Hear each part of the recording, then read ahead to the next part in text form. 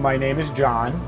I grew up in Detroit, Michigan. I now live in Fort Lauderdale, Florida. I moved to Florida probably about 7-8 years ago.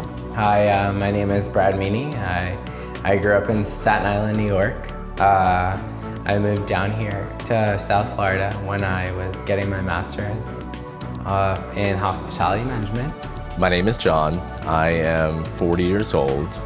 Originally from Maryland, I have lived in Fort Lauderdale now for about 16 years.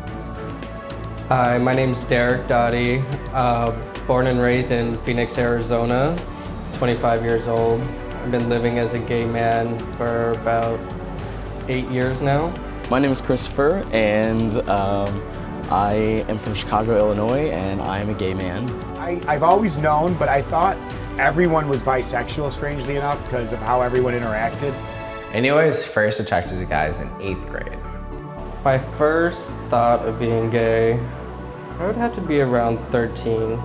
Coming out for me was kind of weird because I always knew. I came out at 12, which I know is pretty young compared to most people. I came out in 2005 when I was 18 years old. It's one of the hardest things I think I've ever had to do. When I first came out, I told my mother that I was bi. You know, it wasn't easy telling, at such a young age, that I was gay.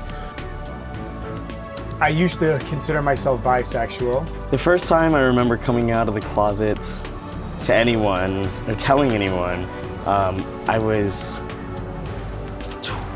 13, and I told my best friend, Becky. How is the fact that you're gay, how are you supposed to apologize for God, something that you are?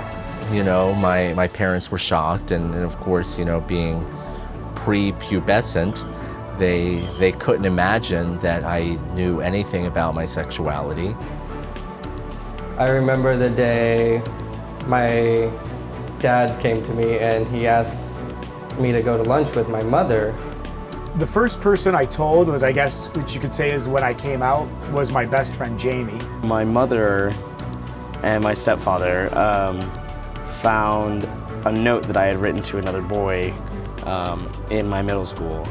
Even at a young age, I felt that people should like and accept me for who I am. If I treated them well, then me being gay shouldn't change their thoughts of me. When I first came out,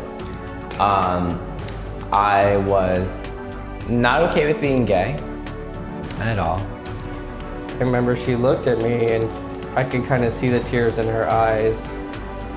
And she goes, I don't think you're doing drugs, but is there anything that you need to tell me or that you want to tell me?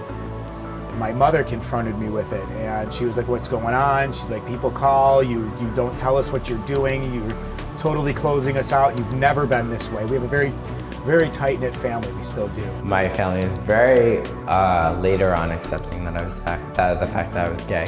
I remember her asking me, she's like, do you like boys or do you like girls? And I was like, I like both. Is that so wrong? And she's like, yes. Yes, it is. My father, not so much. I don't even know if he knows that I'm gay. I haven't spoke with him in a long time. I knew who I was, and I had crushes on all my sister's boyfriends. After I came out to my mom, she told my dad, and they sent me to many, many, many therapists. I remember my parents asked me to go to counseling at our church, which I agreed because I never wanted to be gay, and I used to pray to God not to make me gay.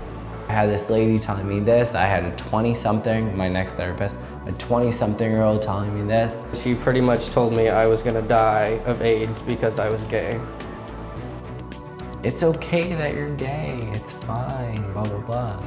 But it took, when I was 12 and 13 years old, looking at this wall and this older lady telling me that I was confusing friendships with sexuality, as a 13-year-old.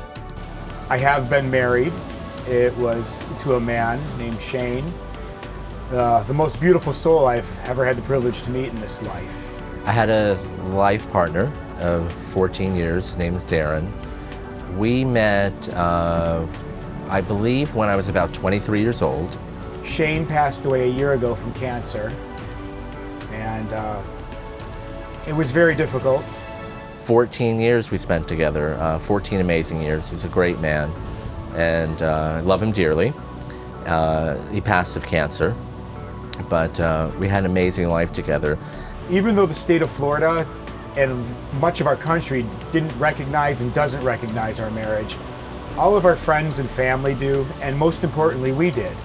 I would think the best advice I could give someone who wants to come out is that there will never be a good time. Do what you think your heart says. You know, you're beautiful for who you are. Don't ever let anybody tell you different. It's not a choice. It will never be easy. Don't live your life based on someone else's opinion. Don't think that you'll never find love because you're gay or bisexual or transgender or anything like that. Come out when you're ready. Don't let anybody force you to come out. Feeling confident in yourself. You just have to be who you are. And if you're being harassed, it's only temporary. Surround yourself with good people. Do you. Do you. Whether it be bi, whether it be straight, whether it be gay, just do you. Don't let any of the people who take that to fanaticism ever make you feel bad about who you are. Be strong.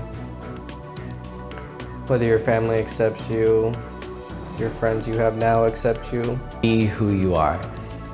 Every parent from the time you're born has expectations of what's going to happen. God loves you.